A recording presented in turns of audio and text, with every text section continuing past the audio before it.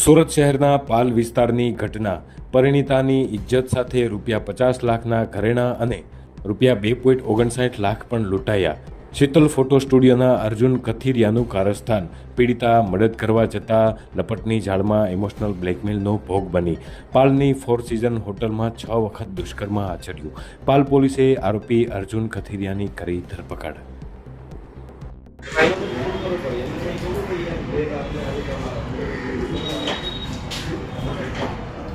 हाँ तो कई आपको